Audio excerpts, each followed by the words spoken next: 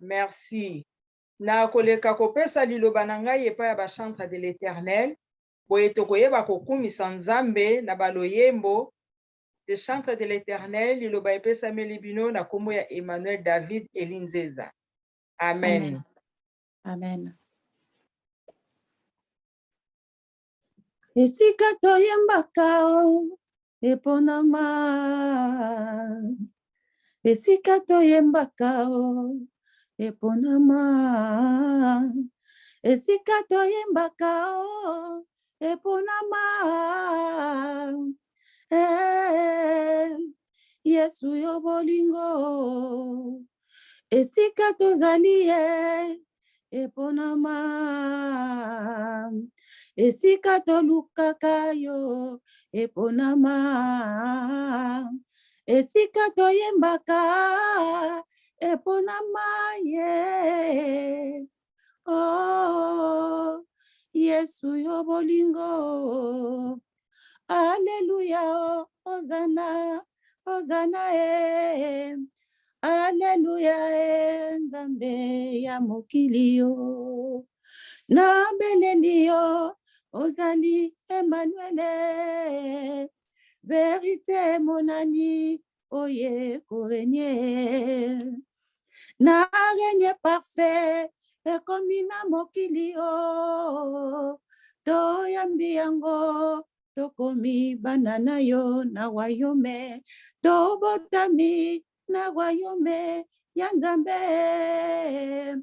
Libela, libela, seko éternel Jésus. Toyambi yo, oh, yeah, yeah, yeah, yeah. Oh, Yesu yo bolingo. Bisika toyembaka, ezali Yesu.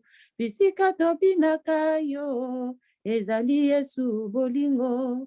Bisika tolukaka o, ezali Yesu.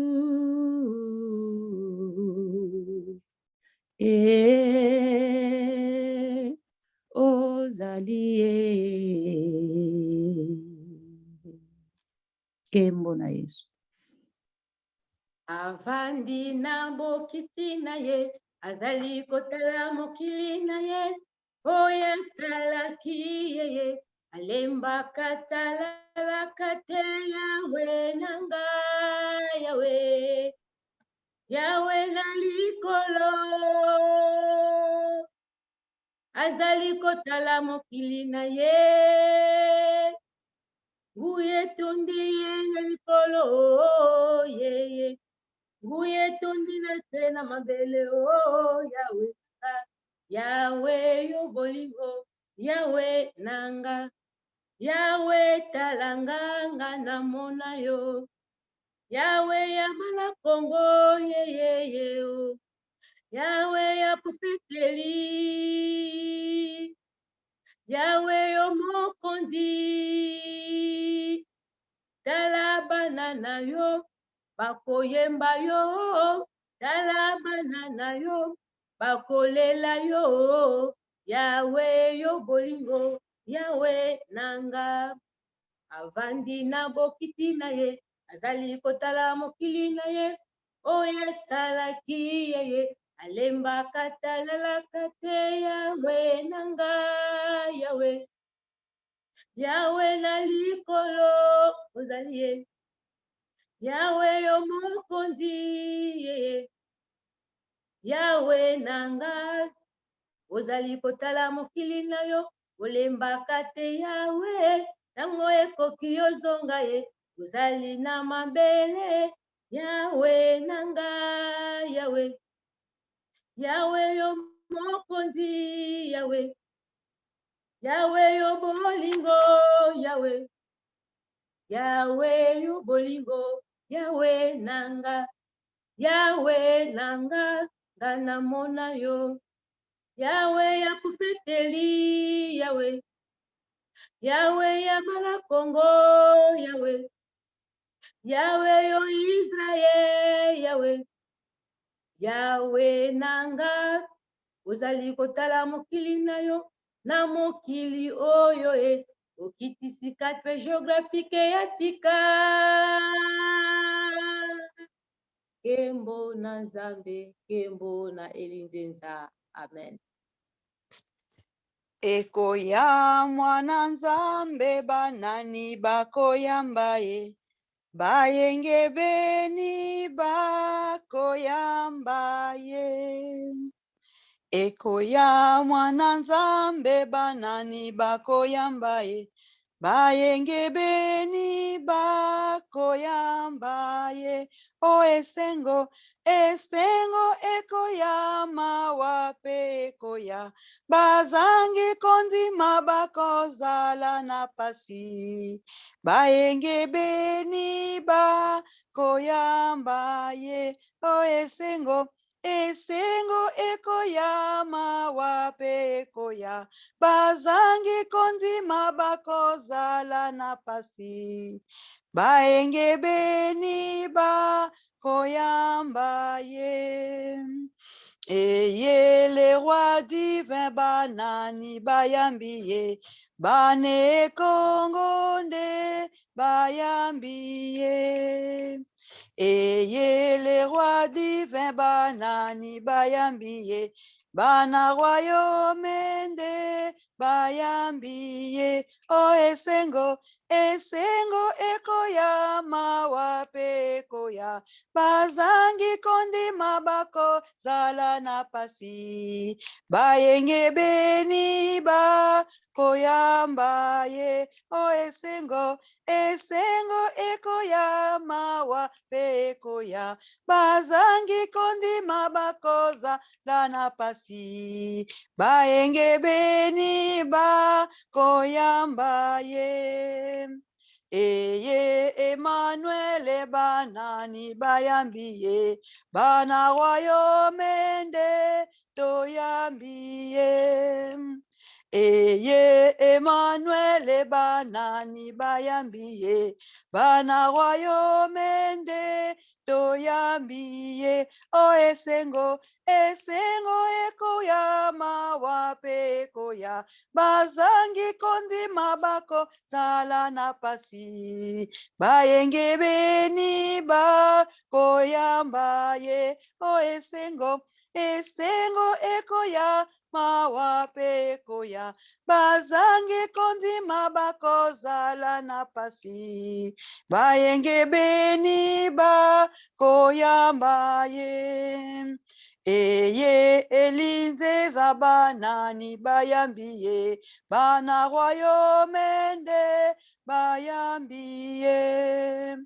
Eye Elinzenza banani bayambi ye, bana royaume bayambi ye. O esengo, esengo ekoyama wape ekoya, bazangi kondima bakozala na pasi, bayenge beni bakoyamba ye.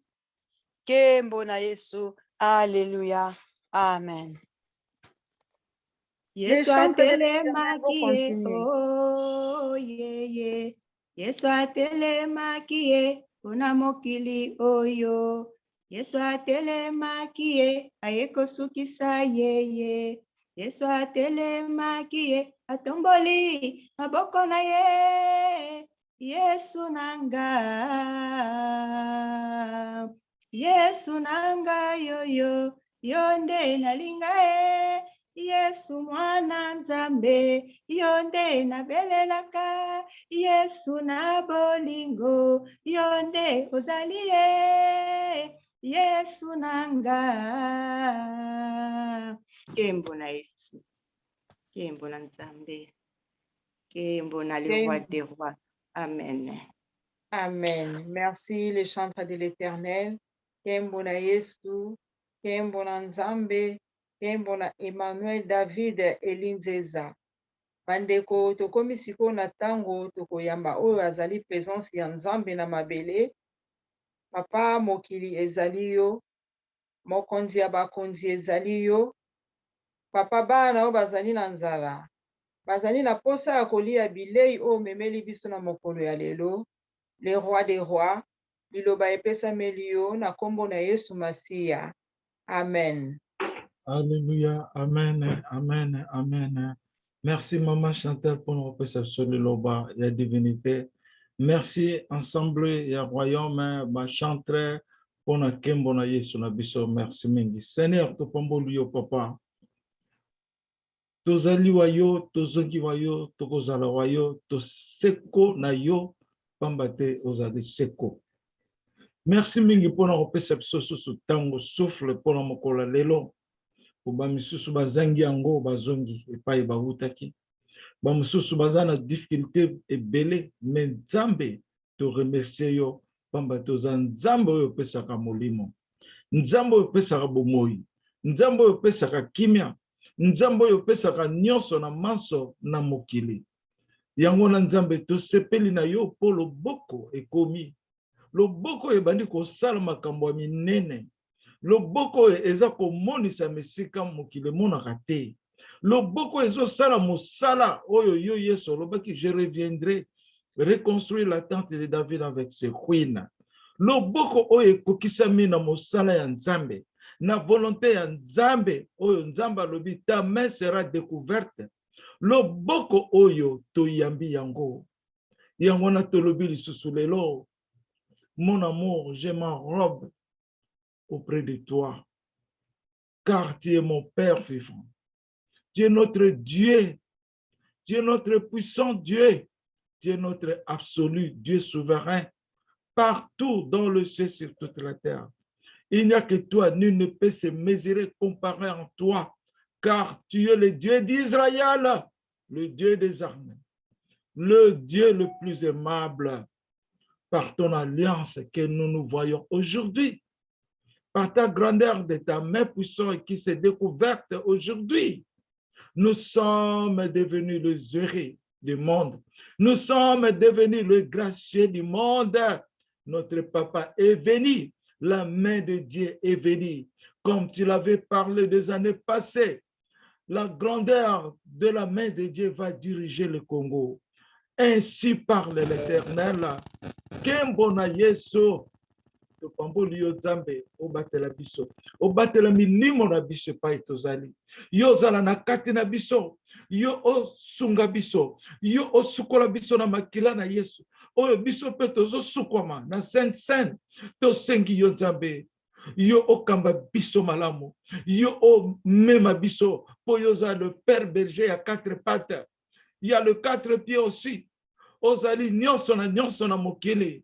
Yango wana to pese masanzo le pai na yo po yo zali ngomba ya mokili lelo na kombo na Yesu, par la puissance de la croix, par l'autorité élevée de la croix suprême na Yesu tolobi amen. Kembo na Yesu.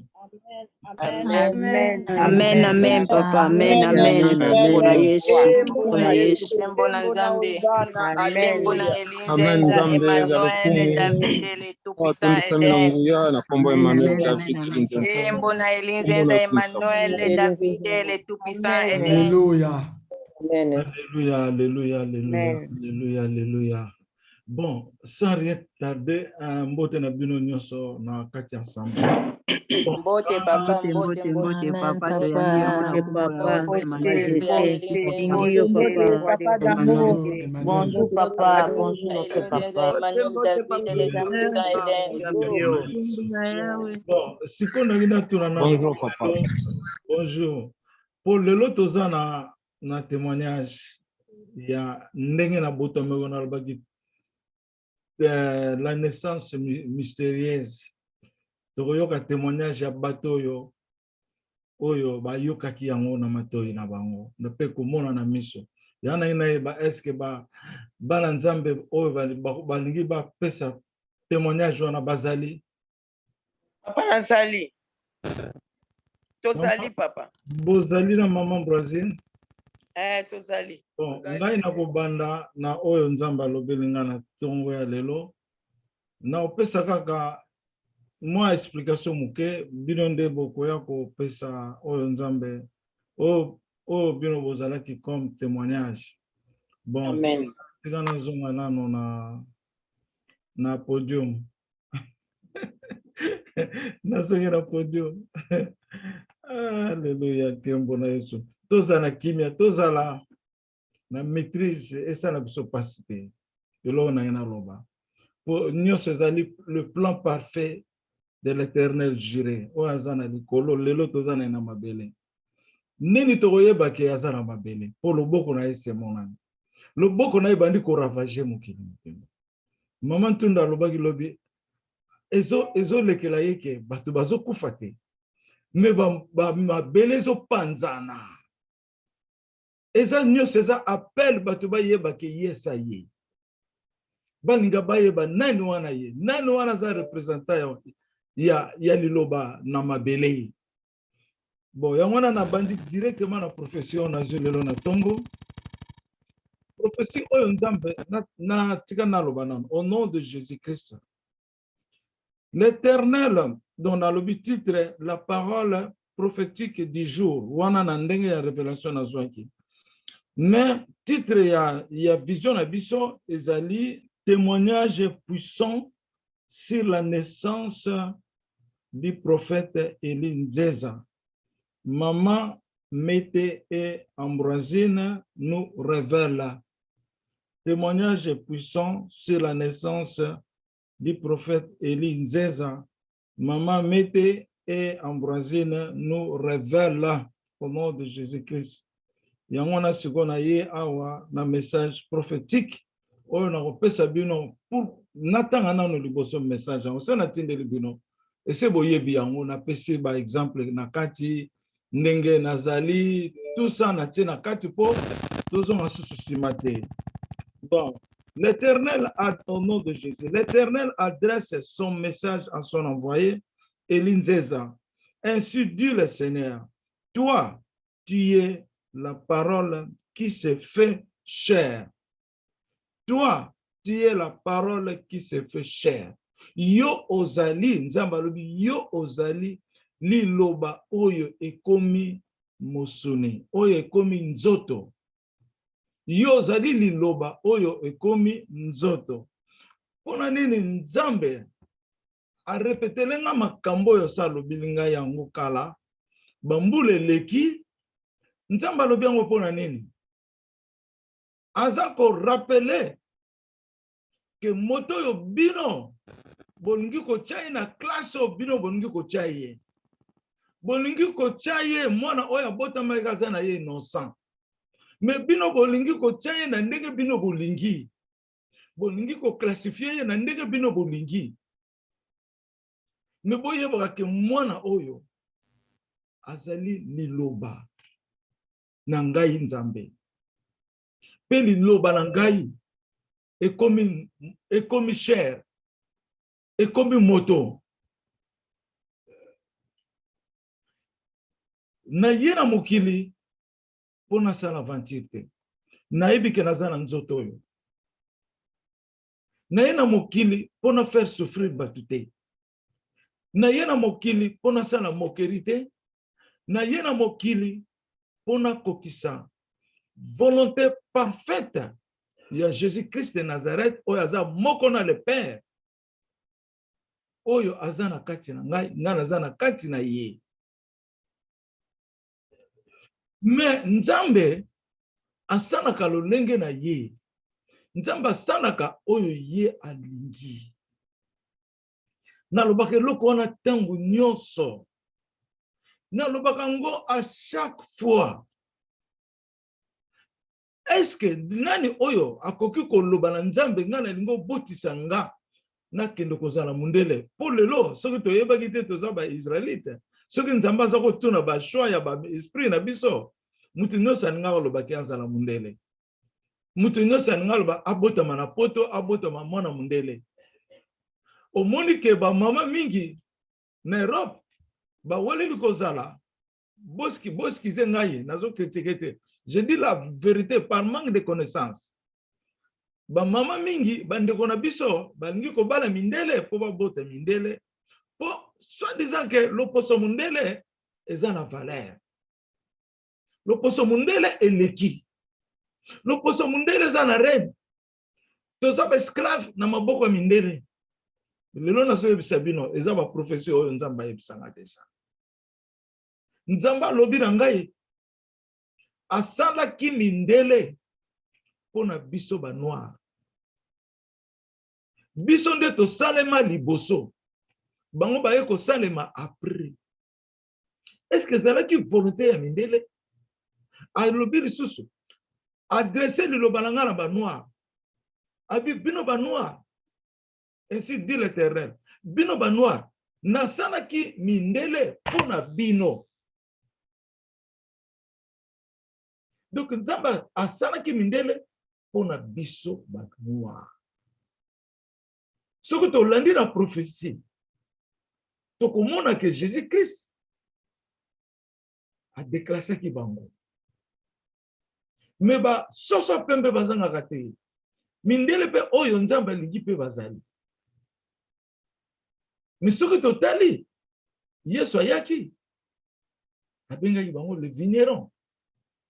Bango bazalaki lokola ba locataire. Bayaki po basunga ba serviteur ya Nzambe. Nous sommes désignés le serviteur de l'Éternel, nous les Noirs, peuple noir, peuple bantou. Nous sommes désignés le serviteur de l'Éternel. C'est pour cela que le Seigneur a dit, vous n'êtes pas des robots, vous êtes les actifs de l'Éternel. Toza ba roboti, tozali basali ya Nzambe. Yo kanisi tango Yesu azoloba. Bino te bo bengaka ngai, ngai te na bengaka bino. Biso to bengama na bolingo ya alliance ya Nzambe. To bengama na bolingo ya alliance ya Nzambe. Nzambe asali ba serment na ye, asali ba précepte, ba ordonnance na ye, na biso peuple juif. Lelo tokomona comme preuve Maman Emmanuel Liliane amoni monument Nzambe eko confirmer ngai monument oyo ezali estati emonisama na Elinjeza pour le peuple juif. Est-ce que biso to yebaki yangona na ke kote wana nyoso pona yebisa bino?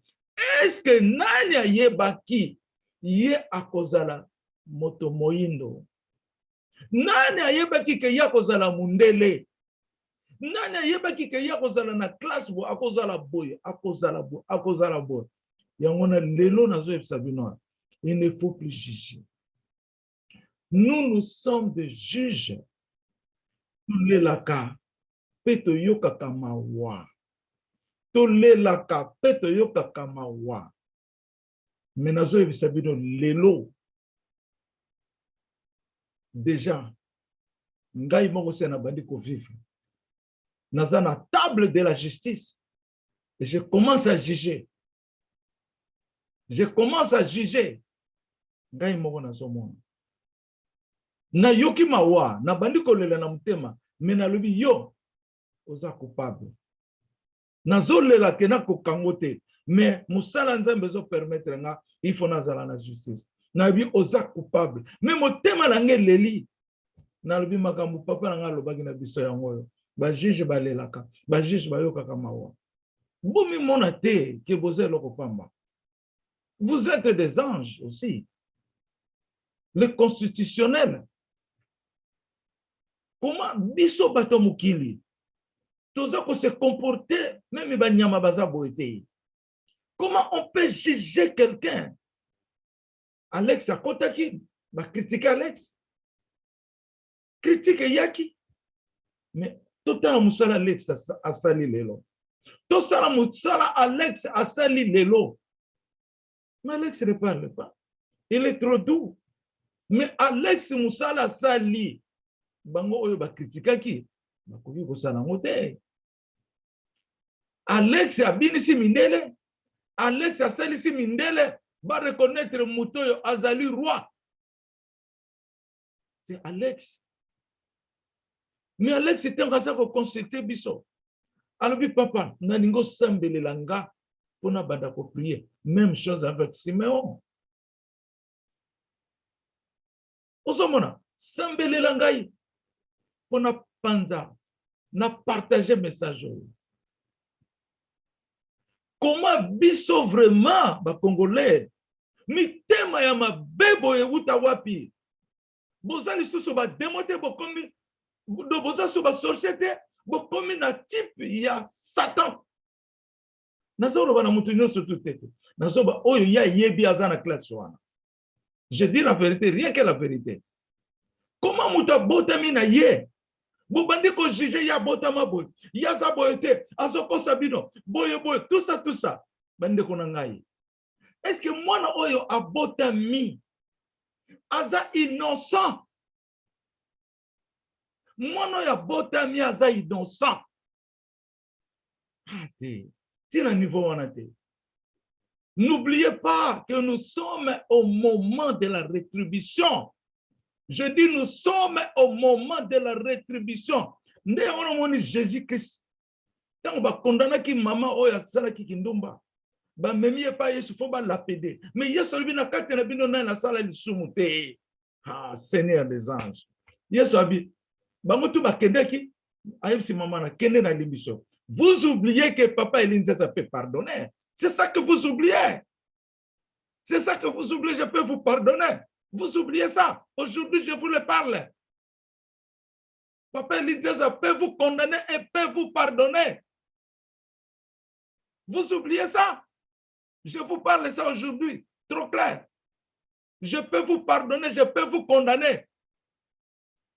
Américaine, oyo, détecteur qui gagne. La première chose qu'ils m'ont parlé, c'était de me dire que ta bouche a le couteau à deux tranchants.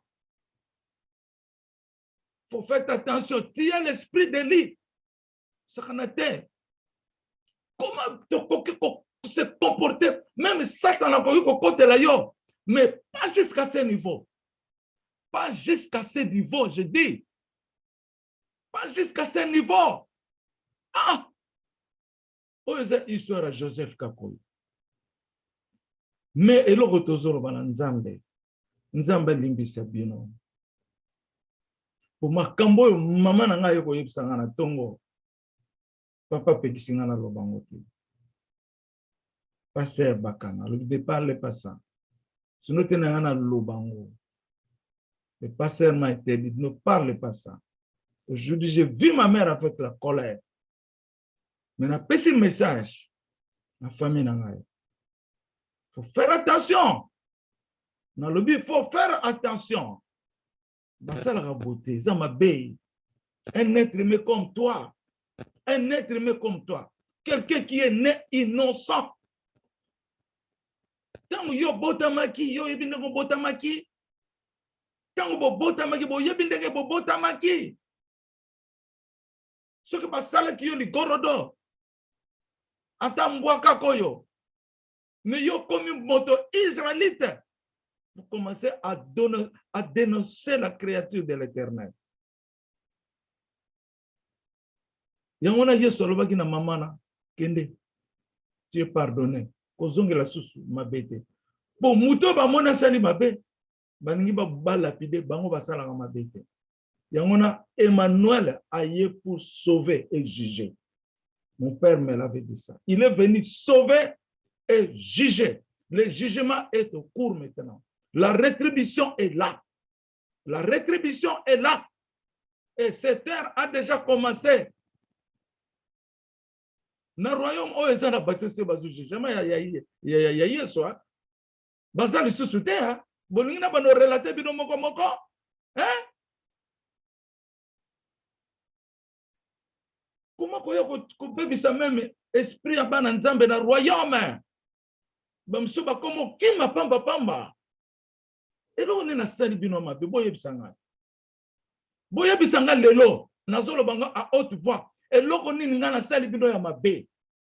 Poka nazolo ba diloba nzambe. Lelo mon père m'a proclamé.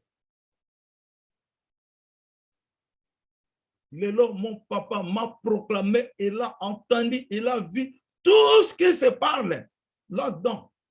Papa nanga lelo à l'obelinga 2 fois. Comment tu vas banga nzambe te? Tout ça ko pola. Na niveau on était. Non. Même tout ça corrompu. Na niveau on était. Ça te coûterait trop cher. Trop cher. Et je tournerai mon dos. Je vous dis ça. C'est trop. Bon. Et là, on est dans un sabino kake. Mutu tanga bota maka ayebi ndenga botani te. Mutu nyonso azalaka innocent tanga botani. Azala mwindu, azala mundele, azala race nini. Innocent. Seul le Dieu le Tout-Puissant qui connaît comment il nous envoie. Nenga lobaki na Jérémie. Nenga lobaki na Jérémie. Kolobate koza mwana muke. Kolobate koza mwana muke. Na yebi yo. Afokota na libungu ya mama na yo. Na yeba yo. Pena yo prophète afobota mana mabele. Est-ce que yo yebana? Yamuna na yemba kanzembo. Na yeba kite na zalaki nani. Mais vous me jugez toujours. Na yeba kite na zalaki nani. Nan wana koloba ayeba ki afobota ma l'air avant ya na mama na ye. Tout na question lelo. Vous manquez vraiment beaucoup. Donc yamuna moni na Congo. Notre correction, notre justice est vraiment une justice terrible. Ça sera une justice, c'était bon, mon arrêté pour nous malili, trop doula, bossa le rerte. Nazandegi bozo ko cancelate. Nzambaza arc-en-ciel. Boye bakangobe. Arc-en-ciel est ngolo banin. Il change de couleur. Hein? Arc-en-ciel est ngolo banin. Le nom nazana mona nangai na royaume. Asenga likamo na prier. Même c'est tala likolo, atali likolo mon arc-en-ciel. Bossa kanate. Voyez, la puissance du ciel tombe ici sur la terre de vivant. Qui peut faire ça? Hein? Nakopesa liloba et pas ya maman Mete na maman Ambroisine. Maman Mete na maman Ambroisine. Ngai na benga bino boloba soki esimbite nga na obenga bino. Hein? C'est na préparer équipement ngai. OK maman. À vous la parole. Bon. Ah, d'accord. Bon, c'est quoi, peut-être une bonne nouvelle. Alléluia, Banansambe. Amen. Amen. Alléluia, Amen. Bana Royaume. Amen. Amen. Amen. Amen. Amen, amen. Amen, maman. Amen. Ba mama na ba papa ya Royaume. Nga mama te na mama Ambroisine tozali sikoyo. Na ebite soki na koko tia vidéo tona tika kaka. Soko tia vidéo et aussi la te courant. Na ebite papa. Bon. Ensemble. Ensemble Vidéo. Acha vidéo papa. Ba mama ba yebisote yango na bon. Tika to tia vidéo. Na ba papa ba yebisote biso yeyo. Na mama Ambroisine nga mama Mete, mama Ambroisine yeyo boy. Bozomona biso. Amen. Amen. Amen, maman. Amen. Alléluia. Amen. Tozo témoigner mokolo lelo likambo ya naissance ya papa. Ngai na mama Ambroisine tozo ki grâce wana tokutalaki na mama Marie Mvwemba. Yewe abotaka papa Eli. Oh, le Père de l'éternité. Mama wana na ndimite kakoko ya koloba na biso ba bêtise. Pona nini? Intérêt nini? Ayebisaki biso vérité. Alobi mama totuna kiyenga muna tuna kieto question. Toi que sola masolo après ngai ide wana yelingaka mama yebisa biso ndenge nini papa ayaki na mokili. Alobi ba mama nga nazalaka matata na mobali na ngai akendeki na epa na biso ya famille na ye akendeki na kanisa ezalaki ba plus d'une année alobi ndenge zemi wana eyelaka nga na yebi te alobi mama nayebisawe ya solo mpenza nayebaki mobali te baki mobali nga na kendeki mezemi wana na ndenge ekotaki bite nzambe kaka moto ayebi na ndenge nabotaki mwana na ngai mobali na ngai ayoki sango wana epuis adimaki asali matata te andimi nayebi te soki nzambe asololaki na ye soki ndenge nini nayebi te papa analoba eloko moko te alobi yaka zonga na ndako na ndenge abotaka papa Eli nzeza oyo boyebi wana lelo na témoigner de tout kokokosa te likambo wana mama alobaki na ye nde makambo nyonso ye ayebi vérité mutu moko ya mokili akokoyeba kaka mwana wana akoyeba mama na mpe intérêt nini akosaki biso nayebi te akokokosa mpe biso te alobaki vérité alobi mama nayebaki mobali te semi ndenge ekotaki nayebi mpe te epai ewutaki nga napesi ye azwaki semi ya Jésus Christ ayebaki mobali te donc mama kosinquiete te eyali nzambe moto asali ndenge asalaki na mama oh alors bongola moni tamso longola longola video nalongola video longola video ti bamoni yo deja ok yango wana mama ndenge ayebisaki ngai na ndenge papa botamaki na ndenge ayebisi biso na ndenge azalaki kokola na ba mystère mosusu papa ayaki komona na bomwana na ye ayebisaki mama mais tellement lisolo yaki molai mama ayebisaki biso ba détail te ayebisi biso mwana wana ntango akokola azalaki na makambo moko soki alobeli bino awa likambo wana efo ekokisama soki likambo nyonso ya koloba donc ekokisamaka alobi mwana moko soki lelo we ndenge bokoloba wana eza ya solo nakondima yango mpo abotamaki mystérieux kobotama na ye mystérieux koyani na mokili yaki mystérieux nga moko nayebi makambo ndenge elekaki te me nzambe ye moko mutu asalaki mwana wana botama mpe papa azalaki na motema kokitisa akipaki te ayambaki mwana wana acceptaki yango wana ngai lelo nakoloba likambo boye mama ntango ayebisaki ngai mama azalaki vivante ntango nayebisaki bana royaume mosusu bayokaki yango mama azalaki vivante bandeko ya papa mpe bazalaki vivant bango nyonso wana nini ntango bayokaki ngai naloba mponi bakende kotuna mama Marie Mvwemba te mpo azalaki nani na bomoi mama akufi kaka ne dernière ifale bakende kotuna makambo wana nyonso tu ndenge tokoloba ndenge mpe papa akotémoigne ndenge bato nyonso bakotémoigne mpona nini bokendeki kotuna mama te ntango azali na bomoi otune mama makambo oyo tokoyoko eske ezalaki ya solo mama moto aninga koyebisa bino koéclaircir bino me mutu moko atuni te botiki kaka ndenge wana akei c'est regrettable biso nde tozwaki grâce wana nde mama alingaki atikaka meme batémoin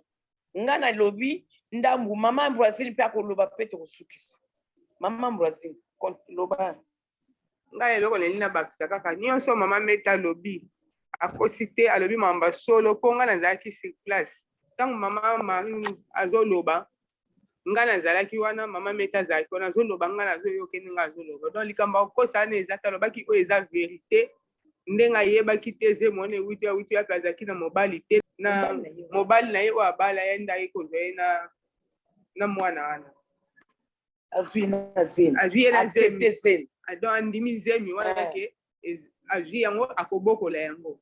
Donc likambo ya kokosa wana ezali te, donc vérité nde yango wana po biso toaki sur place tozwaki ngolu wana ya koyoka ye ndenge bandeki koloba. Ntango azoloba ozomona ke mama oyo azoloba mpenza vérité azokosa te. Donc na pamboli Emmanuel ndenge toyokaki vérité wana lelo ata aza na biso lisusu te, mais abimisaki oyo eza vérité oyo biso toyokaki. Soki ezalaki toyokaki te nde lingo oza nde mosusu, mais nga moko na mama mete toyoki ye boye ndenge azoloba.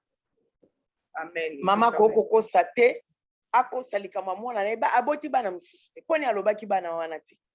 Poni alobaki likambo ya bana wana te. Pona ni alobi kaka na papa Eli. Poni eyalaki likambo ya solo amona itina kosa te. Eyalaki kaka nzambe mutu apusaki ye po biso tozala ba témoin ya likambo oyo ya kobotama ya papa. Mama lingaki ke biso totikala ba témoin na ye. C'est dommage que bana na ye moko balukaki bazwa vérité wana te. Fallait batuna papa mama wapi papa ya papa Eline Sesa. Pona nini ayebisaki batunaki ye te tango azala bomoi. Po ayebisa bango o vérité obiso toyokaki. Biso toyokaki ona matoi. Tokoloba oyo ezali eutaki na monoko ya mama. Oto fabriqué te to lobi yango te ke pona kosala plaisir na batu, mais to lobi oyo ezali likambo ya vérité. O mama o akei atiki yango. Mama wana akosaki te. Pe na moni ntina nini mama koko. Allo? Loba na yo mama. Oui. To moni ntina mama kene kokosa likambo ya munene ndenge wana pona mwana na ye te. Akoko sala yango te. Mama o abotaka mwana ya yebi o ndenge abotelaki mwana.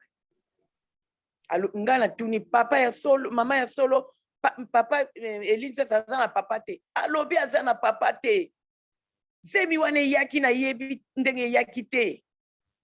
Epi na ndenge na kene ko bota mwana wana. Mais papa oyo ya bokolaki ye acceptaki sans problème. Mama lobi tokamwe.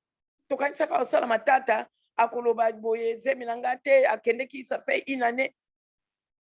Mais andimi yango ezala makambo ya Nzambe. Nzambe ye moko abongisaki motema ya papa o wana abokolaki mwana ye. Abongisaki nyonso. Bocha tembe te. Bocha yango tembe te. Bokene de midi à 14h te. Boluka ba vérité pa mususu te. Vérité yango wana oyo mama Marie Mvwemba azali sikoyo boye na mabele mais soki Nzambe a permetaka ayoka o tokoloba akoloba ya solo tokokosa te yepe akosi te ye alobeli biso vérité po alingaki vérité wana euta na munoko na biso peut-être na munoko bana ye te mais na munoko na biso wana tolobi yango na kombo ya Yesu Christo Emmanuel Dieu vivant tolobi yango vérité to change to et puis to ko changer te batu pe bati ya ko fabriquer makambo susu te po yango na vérité nazo regretter soki mutu azondima ngo te. En tout cas c'est regrettable na bato bazo linga ba luka vérité mos ailleurs que vérité yango na kaka moko. Papa abotamaki na papa te. Nako yebisa bino bandeko na ngai ya royaume. Papa Eline Sesa abotama na papa te. Papa ni Nzambe. Ndenge ezalaki ya Jésus Christ, ndenge wana ezalaki pe na papa Eli. Kaka mama Marie pe mutabotie. Kise kaka ye Marie wana botaki ye liboso ye wana kaka zongaki. Nako yebisa bino bana royaume. Bino mutu boyoka kaliloba wana. Boya na tuti te. Bozana duti te ba royamba mama royamba papa royamba. Bozana duti te. Eza mambo ya solo. Moto oya abimisi papa ye mutu abimisi biso makambo toka mwa kibiso metango alobi na biso penza akoloba avec sérieuse. Alors mama naza ko yebisa bino papa na bino wana aza na ye na papa te ngana yebi papa o ataka zemi wana te. Alobi ngala lobi ezali ye moko molio mo santu ye moko Nzambe aye kotia ye na kati ya libumu na yo. nzambe asalaka ndenge papa uti koloba tout à l'heure nzambe asalaka oyo ya lingi na moto ya lingi na ndenge ya lingi nani yango akocontredire nzambe nani akokoloba ke te nzambe boye te nzambe asalaka oyo ya lingi nakoyebisa bino bana royaume surtout bino bozala fidèle na papa na bino na makambo oyo tokoloba eza ya vérité papa oyo ayeri wana eza ya satana amen nasukisi wana na kombo ya Yesu Kristo papa na ngai nzambe na biso natikeli yo maloba amen Amen, amen, amen, amen.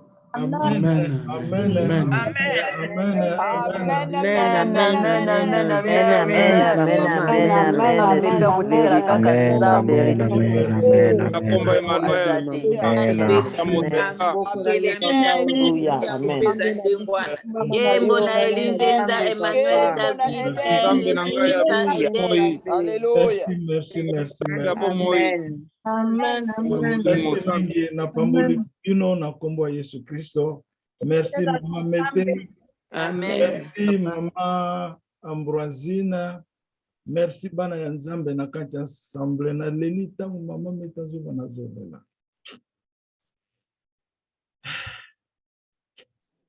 kolela te papa ozali mwana ya Yesu Kristu Papa, kolela te Je suis là, moi, maman. La vérité triomphe, papa. La vérité triomphe. Nzambe na biso, papa. Seigneur Jésus, tu de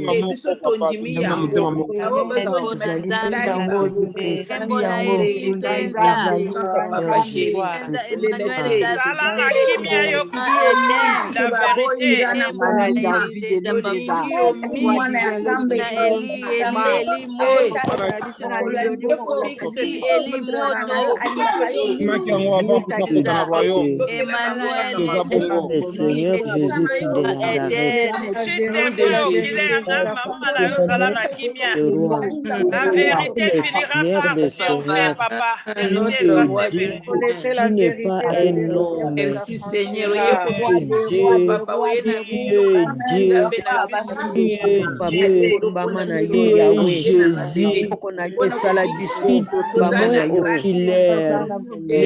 Majesté t'appelle Jésus. Alléluia, alléluia, alléluia. Hosanna, Hosanna, Hosanna.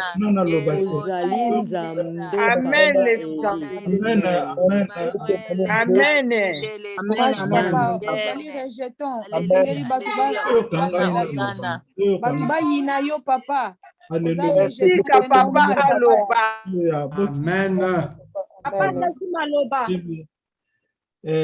Nzamba yebisanga ngo deja nzamba lobela ngo na publiaki yango te nzamba abanaki komonisa ngai ntango naza na bomwana ndenge mama Mete alobi mwana makambo aza koloba soki alobi fe kokisama soki bato baye na ndako na biso nazaki na munduki moko boye nazobeta bandoki so nayebisi mama ngai bomona mikolo bato bakokufa ya yo koloba boye te mpona nini ozoloba boye bato mpe bakokufa okomona nazokende na village na biso nazotambola nazomona bato bakufa bakunda bango bakanga bango lokola basardine mitakala je dis bien mitakala bazobenga ngai ya kosauve biso kabi ngai na ya konepa bino kozali ngai na koya te ntango naza mwana lere naoyebisa mama atuninga banani yomona te nayebisi mama bakombo na bango yabi te koloba makambo te donc mere aza kokoka te ta mosu moseleke te batindi na kindoki aya na kotyaka mosape boye moseleke te akoyi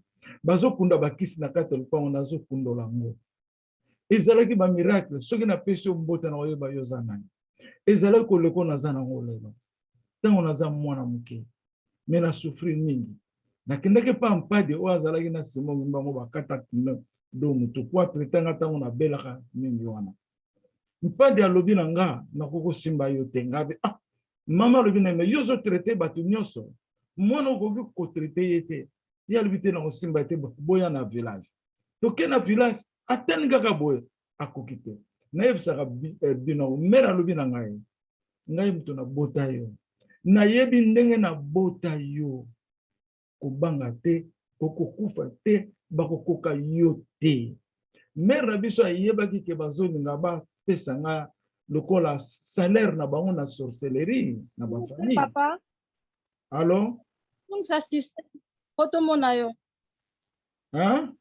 tozomona mama mete tozomona te nazoloba donc eza nango mabe tata bomoni ngai te bon ndenge towi toloba wa mama na biso alingaki biso bana na ye mingi me omoni mama boti bana mingi naza koloba bamiracle oyo esalemi nakokende maliki ya sena de nakokende na village nakokuta bato bakufa bafunda bango nazomona bango ndenge bakangi bango na basinga na babwatu moko ndenge tomona bamarchandise na baaéroport na baport bazobenga ngai yaka kobimisa biso nayebi na kobimisa bino ndenge nakoya te bosalaki mabe botikaki ozomona nasoki na oncle nanga moko bandaki koassiste ngai lere nyonso toza kokende nalingaki ye mingi me wana nde nakoloba bwana ye te me ntango tolandi mpadi naza koloba likambo ya tata mpadi tata mpadi azalaki na simoki mbango oyo azalaki na simoki mbango papa oyo abokolinga ntango bakangi simoki mbango ya botami bapesi mpe nkombo ya simon babandi sikoyo koakadre ntango akomi na baage ya 18 ans va bala bakangaki ye ndenge bakangaki peke mbango akotaki prison 3 ans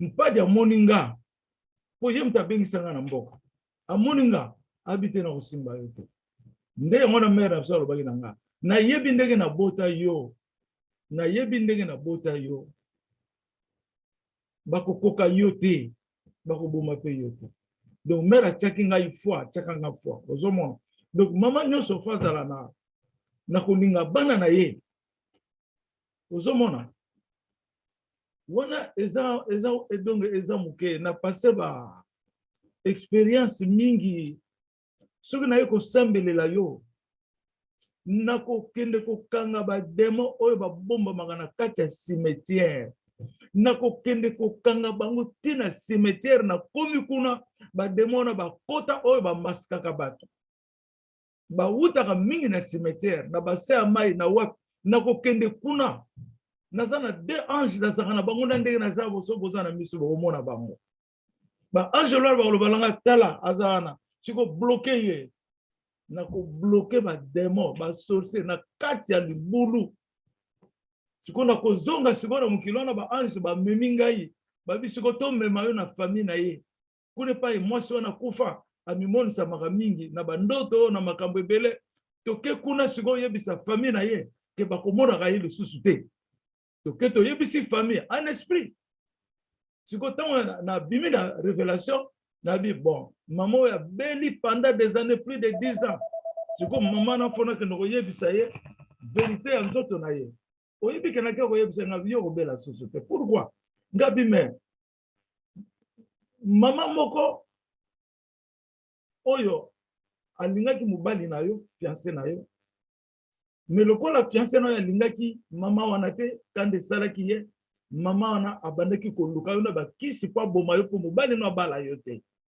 mais mama na ye moko akufaki siko mama na satan na ye emaskaka ye po baya koboma yo pe mais ngai nakoki kolibere yo parce que batiaki yo na cimetière nake kokanga demo wana na moni liburu afandaka bamystère ya ndenge wana nayebisi yo okobela lisusu te na vi na yo akomaki 1 semaine akomoya monene akomoya meme na ndako na nga kosolola na mama mobali naza ndenge nini bato bakomaya kobimela nga nake na sene pepe mpo nasambela moto moko azaki liboma bato nyonso bazalaki wana babelaki bageri mama na balongoli bashene akomi normal kaka na ke présence na ngai kaka.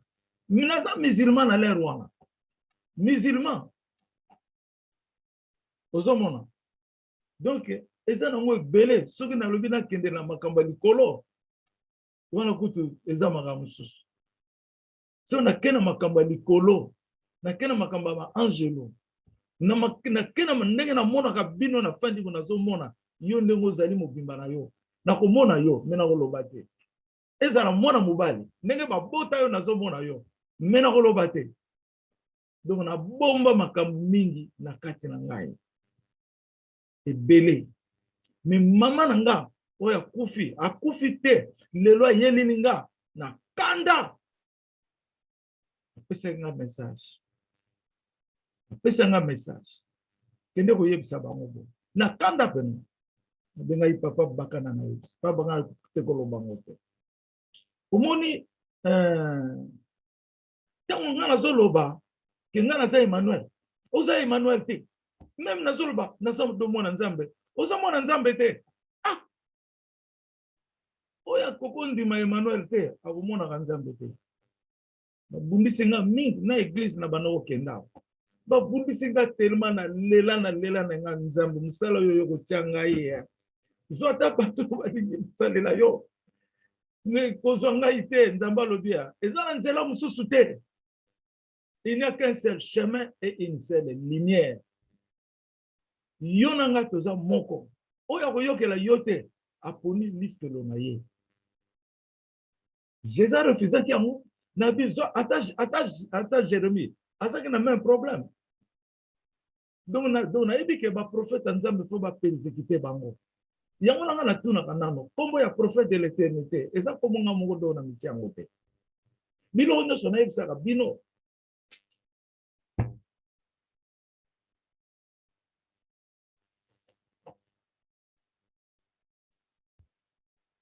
Nzamba lobi na ngai.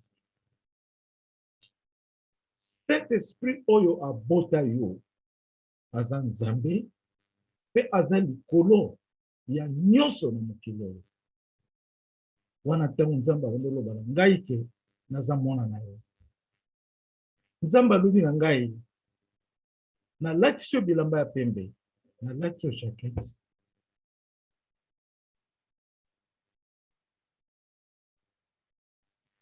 Sala déclaration. La déclaration, papa na yo. Je publierai le décret. L'Éternel m'a dit, tu es mon fils, je t'ai engendré aujourd'hui. Nous allons répéter le verset 2, il y a Psaume 2, 7. À répéter le ngango. À l'atingue ilamba. À l'obi kamata verset oyo. Il y a Psaume 2, 7. Psaume 2, 7. Verset oyo. Et sunga yo na makamu na yo. Oya kundima te pesa ye verset oyo. Na yo kundima la révélation. Na di verset oyo. Ezo la kisake naza mwana Nzambe.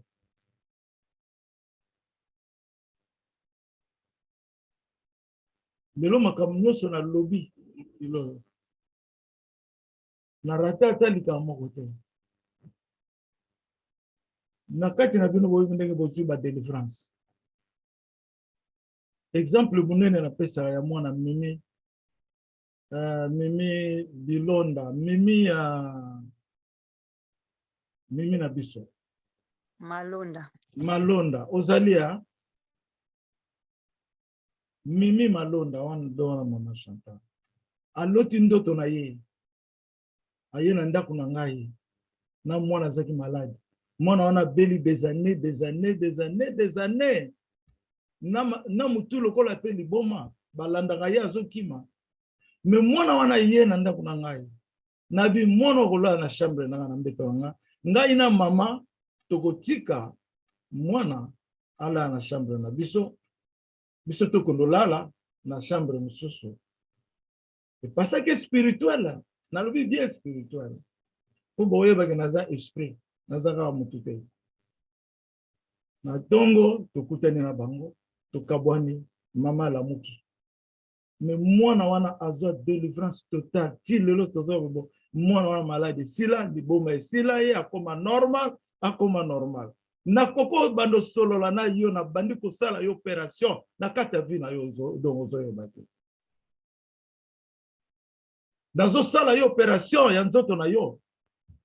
nazo bunda nazo sala combat yozo yebate na moment tozo solola hein mena mikumisa makate nazo tala ngo kaka normal po papa na ngalo bizala humble papa bakana sena lobi mingi na bakisa oyo zalaki na nécessaire na yebisa bino ezali papa na nga lobi Saint-Esprit oyo aboti yo azali nzambe azali likolo ya nyonso na mokili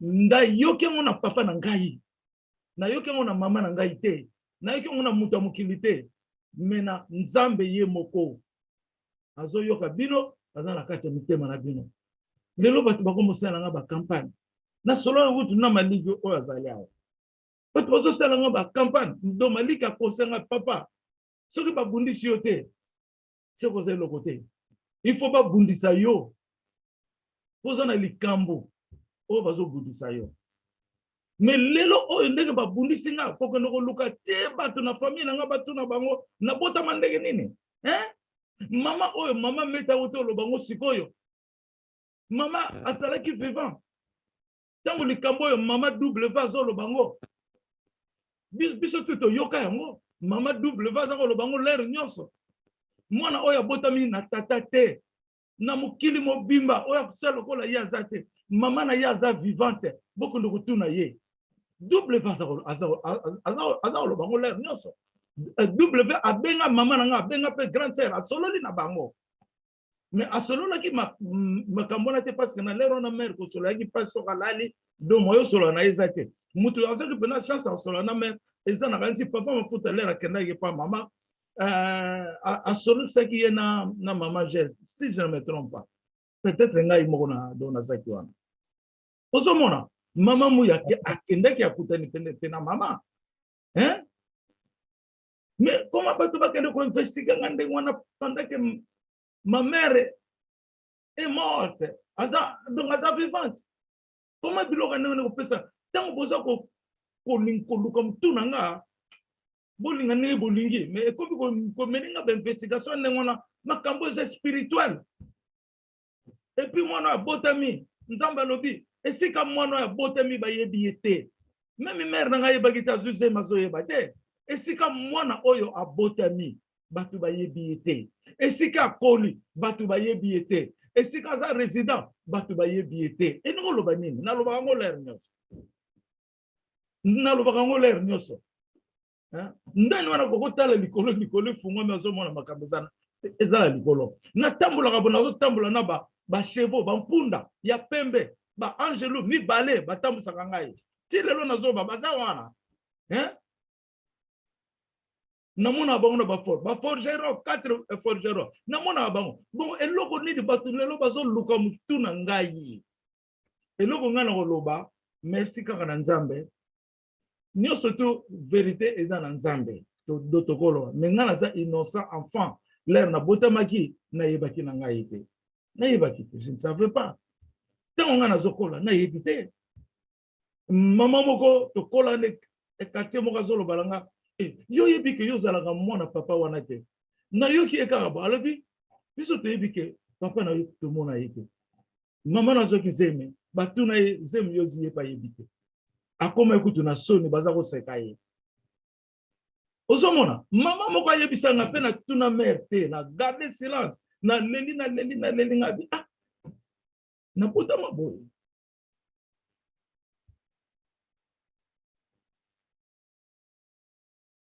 papa bakana na passo parole pour nazo kokate.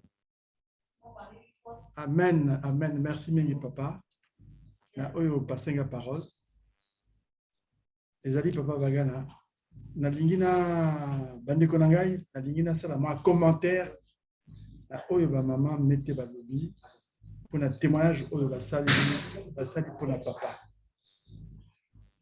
Bandeko na ngai, na évité ceux qui bozo yo kanga bien.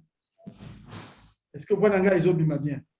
Amen, papa. Amen, merci, pasteur. merci. Amen. Je voulais, dans un premier temps, vous dire que cette maman qui a parlé à maman Mété, au moment où maman Marie est en train de parler avec maman Mété, elle a plus de 90 ans.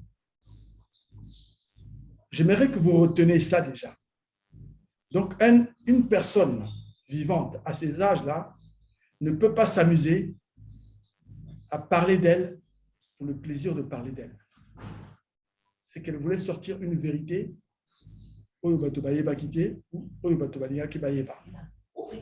c'est pour ça que je dis que le 21 juillet 1953, c'est la date du jugement cosmique. Comment Dieu peut faire correspondre, peut faire mettre en harmonie la naissance de quelqu'un avec les mystères de là-haut. Donc, bien aimés, vraiment, soyons des gens un peu sérieux.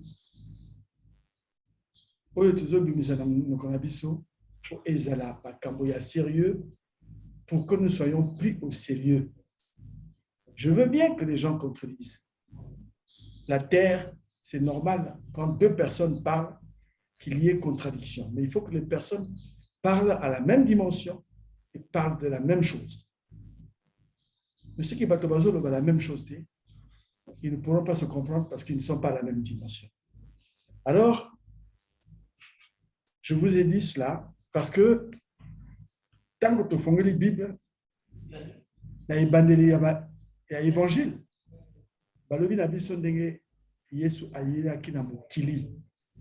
Mais ceux qui ont écrit les évangiles étaient tous disciples de Jésus-Christ. Ils n'ont pas vu Jésus-Christ naître. On leur a raconté cela. Mais par rapport à ce qu'ils ont vu de lui, ils ont cru et ils ont écrit. Et pourquoi nous, bien-aimés, nous ne pouvons pas croire à ceux qui nous ont raconté, ceux qui ont vu ces choses, pour ne pas dire celle qui a vécu ces choses. Et puis, quel est cet homme au monde entier, quel que soit le pays, qui va savoir que sa femme est enceinte? Ce n'est pas lui. Celui qui est l'auteur de la grossesse et qui va accepter une grossesse. Tout ça, ça fait partie du mystère insondable de Dieu. Alors, ne perdons pas connaissance, parce que la parole de Dieu nous dit, la prédication de la croix est une pure folie pour l'homme, à cause du mystère de la croix, car la croix est avant toute chose. C'est la lourde croix des enseignements du Christ. Les enseignements de Jésus-Christ sont attachés à cette croix. Comment quelqu'un moto a même une croix et Yesu n'a pas appelé pour te dire qu'on a ma cambanzame pour se persécuter dans modèle. Et ce n'est pas des moindres qui font des choses comme ça. Alors, bien aimé, j'aimerais que vraiment nous soyons tous des spirituels, pas des aventuriers spirituels. Soyons tous des spirituels pour que nous puissions comprendre, même quand nous rejetons quelque chose, rejetons ça avec réalité, que nous sachions ce que nous sommes en train de rejeter est vrai. Et comme je ne veux pas accepter, ne parle pas, mets-toi de côté. Et quand tu commences à parler, c'est que tu cherches autre chose.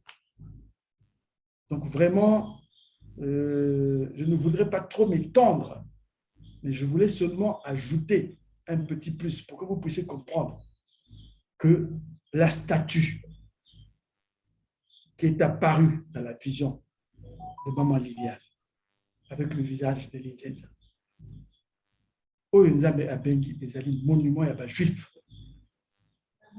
Est-ce que des choses pareilles, vous les avez déjà entendues quelque part?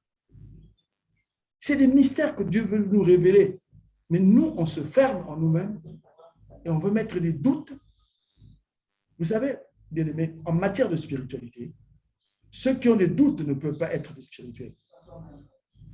Parce que la spiritualité, c'est la foi. C'est la foi qui commence à agir.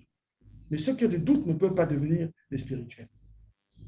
C'est pour ça que ce monument-là nous a été donné pour que nous, C'est à partir de ce monument-là que le monde entier va être mieux. Que le monde entier va comprendre les réalités divines. C'est pour ça que, bien-aimés, il faut que nous soyons vraiment enracinés de la foi en Jésus-Christ. Les hommes de la terre préfèrent croire. Parce que même quand Jésus était sur terre, si nous étions sur terre, on n'allait pas pour nous croire. Nous mentons seulement parce que Jésus, on ne le voit pas. C'est dommage que pour les spirituels, pour des gens qui se disent spirituels, puissent pousser le bouchon à ce niveau-là. Parce que vous ne connaissez pas le mystère. Parce que nous ne comprenons pas le mystère. Mais le mystère, personne ne peut le comprendre, puisqu'il est mystère. Comment voulez-vous qu'on comprenne le mystère? Bien-aimé, celui qui vous parle n'a pas eu la même révélation que mon Père. Mais, je vous répète bien, suivez. 6 mois avant que je ne vienne au monde, 6 mois, le Christ Jésus m'avait présenté à ma mère. Donc, ça aussi, vous irez dire que ce n'est pas vrai. Arrêtons, bien-aimés. Allons dans notre spiritualité. Parce que celui qui est arrivé là, il disait ça, est vraiment le maître. Je vous ai dit qu'il est l'avatar synthèse. Il est venu pour le commencement et la fin, le commencement et la vie. C'est l'alpha et l'oméga. Donc, bien-aimés, écoutons-le. Si on l'écoute, on va croître spirituellement et on comprendra où est-ce que nous sommes. Et si on se met à bavarder comme des perroquets ou à faire des choses comme des gens d'un niveau vraiment bas, mais nous, on ne pourra pas évoluer. C'est une bassesse dans laquelle les gens veulent nous ramener. N'adhérons pas à ça. N'adhérons pas à ça. Brisons cela au nom puissant de Jésus, bien-aimés. Brisons ces mensonges-là. Parce que nous, on veut être enseignés. Dieu veut nous enseigner et nous allons être enseignés parce qu'il nous a déjà choisis. Ce n'est pas nous qui l'avons choisi. C'est lui, le Seigneur, qui nous a choisis pour suivre ses enseignements, pour suivre son école. Donc, bien aimé, vraiment, je ne voulais pas trop m'étendre. Je voulais entrer un peu dans la vie de Maman Marie et de Papa Simon, mais je crois que n'allons pas trop dedans. Mais le passage que je voulais vous donner pour que vous puissiez comprendre, bien aimé. Quand Siméon, nous avons Siméon dans le réveil, dans le royaume parle. Nous avons Siméon. Mais Siméon avait été nuitamment averti par le Saint-Esprit parce qu'il avait le Saint-Esprit en lui que tu ne mourras pas avant d'avoir vu le Seigneur Jésus. Et le jour qu'on amène le Christ au temple, Jésus au temple, pour les sacrifices de purification qu'on devait donner pour tout mâle qui naissait, pour tout enfant qui naissait, au 8e jour, quand les parents sont venus pour offrir ces sacrifices de purification pour les péchés, Siméon se trouvait là. Et Siméon a prophétisé sur Jésus-Christ. Mais la prophétie qu'il a donnée dit quoi? La prophétie qu'il a donnée dit quoi? Il attendait la consolation d'Israël. Et l'Esprit Saint était sur lui. Il avait divinement averti par le Saint-Esprit qu'il ne mourrait pas, qu'il ne mourrait point avant d'avoir vu le Seigneur Jésus-Christ, le Seigneur, le Christ du Seigneur. Il vint au temple poussé par l'Esprit.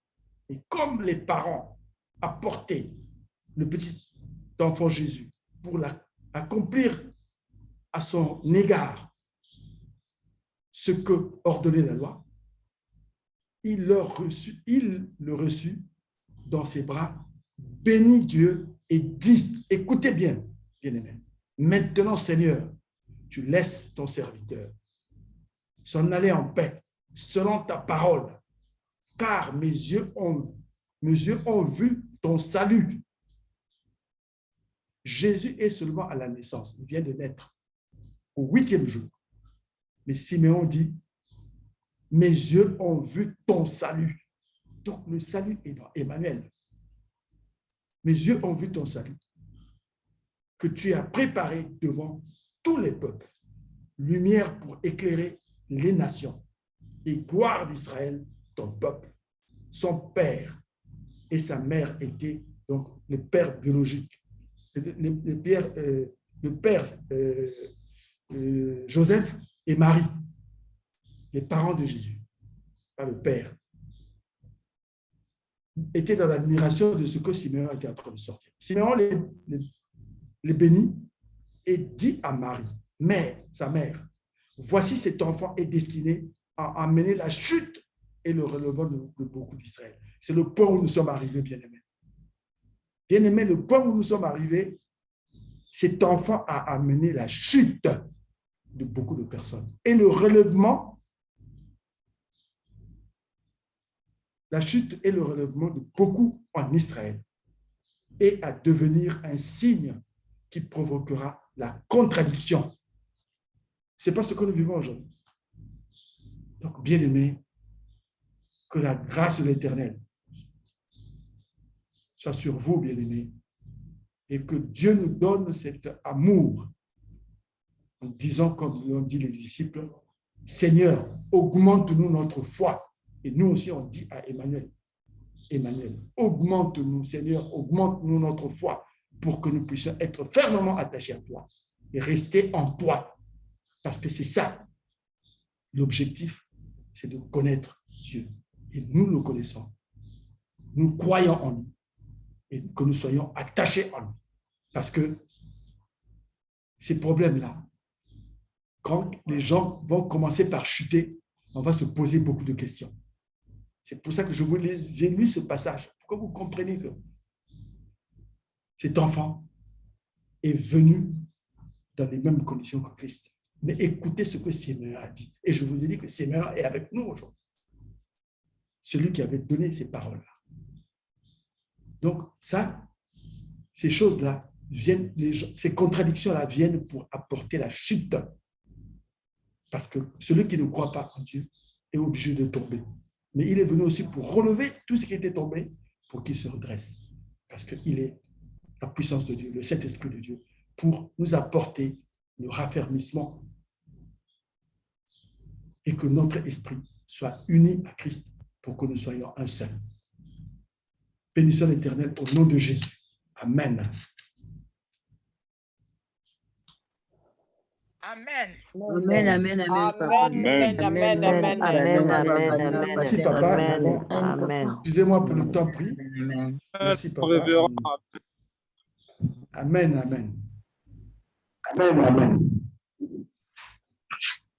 Papa, nazongisiya liloba, papa.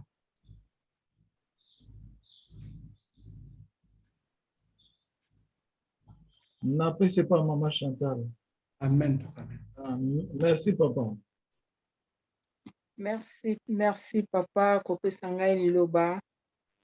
Papa, nakofukama mpona kombo ya bamama ya bandeko nyonso tu oza nzambe na biso mokonzi ya bakonzi.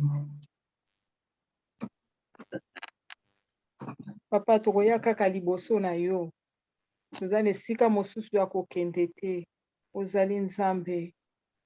Oyo bayebi yo te, bazali na kati ya incrédulité. Papa, limbisa biso. Yo yaki na mokili oyo, papa. Osopaki makila na yo. Omemaki mikumba na biso na ekulusu. Po biso tobika na makila na yo. Omemaki masumu na biso. Po ete biso tozala olimbisa biso kati na mabe na biso, papa. Kotala mabe ya bana na yo te. Kasi tala bolingo oyo yeli biso na mokili oyo. Papa, tala bolingo na yo envers biso bana na yo. Limbisa biso. Ozali mokonzi ya bakonzi. Pardon, papa. Tolelisi nzambe. Tozokisi motema ya nzambe bana nzambe. Tozolelisa papa na biso mingi. Jusqu'à quand tozala kaka ba incrédule. Ti tango nini bavoile ekolongwa na elongi na biso. Ti tango nini bavisi oyo eza na matoi na biso ekolongwa. Ti tango nini ba ekai oyo eza na miso na biso ekokweya. Ti tango nini bakadena oyo bakanga biso na mitema ekolongwa. Bana nzambe biso tozali batémoin tozoloba.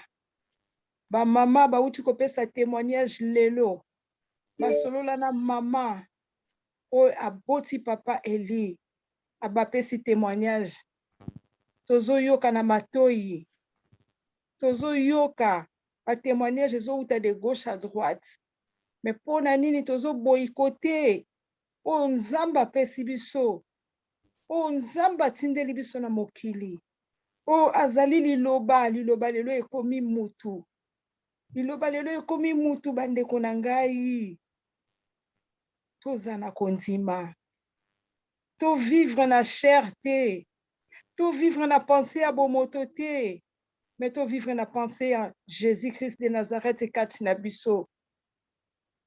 To bima na distraction bandeko na ngai. To bima na incrédulité. To tika ko juger. To kima justice ya nzambe. To banga justice ya nzambe. La rétribution est déjà là. Bandeko na ngai. Papa Eli azali moto te. Soki bino bomonaka ye moto mazalaka moto te. Ata tozo solola. Ata tozo lia na ye. Ata tozo seka na ye. Azalaka moto te. Azalaka moto te. Azali nzambe. Bo se tromper te. Azali nzambe.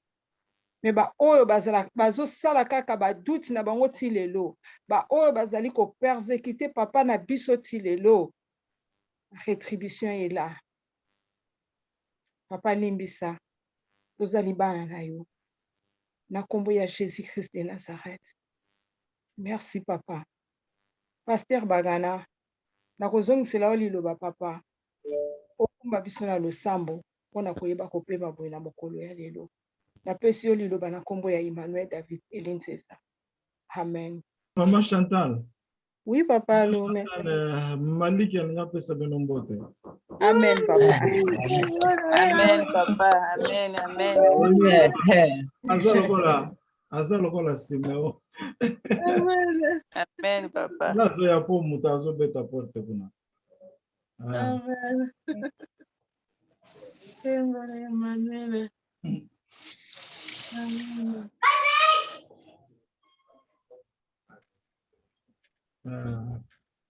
Hello. First camera. Hi. Hi. Hey guys. Hello. How are you, Malik? Hello, Malik. Hello. We're so glad to see you, Malik. We heard about you. You look same with your dad. Mwana Yahweh. Bless you, daddy. Hey, God bless. Look same, daddy. God bless you too. Your dad, may he is happy. We see your smile on your Your face. daddy, We want to Malik. see the same smile on his face. We love him so much. He's Thank you our so much. joy. Love you We guys love so you much. so much, We Manik. love you too. We wish to see you face to face and You know, Makasi. oh yeah. Sope, sope ni talaka pona forget. Kiyoko kanina papa. Amen. See them Papa up. Manik. You look same your daddy. Thank Donc, you. just like our Simeon is témoignant, we got two. May God bless you. God bless you too. Bye. Oh, puissant Eden. Hallelujah. Amen. Omoni Simeo zinde kona ya. Merci papa, merci. Zamba za lokumu. Akokani na yo papa. Amen, amen. Elongi Esengo na lokola yo mitema. papa. Amen, Elongi papa. ya yo ya maniki. Alléluia. Nasepeli papa na Maman moli batikeli biso tante. Papa baloba parce que bango bazala zuwa to baloba pe. Tozomoni ete papa. Tomoni ete elongi. Oh, ozalaki wapi? Naza wana Mama tomoni biso nyonso. Tomoni biso tomoni ye. Amen. Yanga tomoni ye mibale. Tomoni.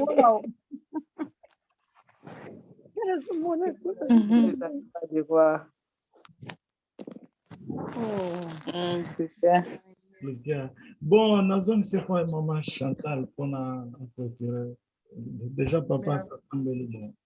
Merci beaucoup pour l'enthousiasme, amour. Tout continue toujours bitumbe zali persécution ezanga te donc mais bino faut boyeba persécution ezanga nini. Jésus tant baza kolanda ye azaki na ba disciples baza komona bazo vivre ba disciples baza ko vivre nyonso yande wana papa bakanda lobi bino pe bokoma vous êtes des disciples bozo koma il faut créer donc ozomona donc eza bitumba mese tolongi yango parce que loboko ya nzambe eseyaki nzambe ayebaki ke makambo oyo ekoya aye korasire ke oyo azali esprit en chair arasire yango po eza bitumba fo topase persécution parce que na Matthieu 5 ezoloba ke baprofete oyo bayaki liboso bazalaki persécuté bino mpe fo bondima mais nde fo bozala informé parce que koloba te ke nga na souffraka trop banyokola nga eza persécution eza mpasi na motema omona oyo mpena baza pembeni na yo ozolia na ye ozolala na ye azopersécuté yo boye eza mpasi mingi David ntango mwana na ye aboti apersécutaki alongolaki na pouvoir alelaki mingi il a beaucoup souffert ezalaka mpasi mwana ya yo eboti c'est toujours satana ya okota kaka epai yo ozolia epai yo tiaka balutu ozolia satana okota epai mosusu te akende mosika te yango wana nalobaka bana na ngai bana papa na ngai baza oyo bayambi biso na baza wana nde baza vraie famille oyo bayambi baza vraie famille yesu alobaki yango famille eza kaka teke makila moko non famille eza oyo toza na molimo santo c'est ça la tozomona trahison eza boye bon po tozwa ta mingi te na ansi mama Chantal olobi nini po toclôturer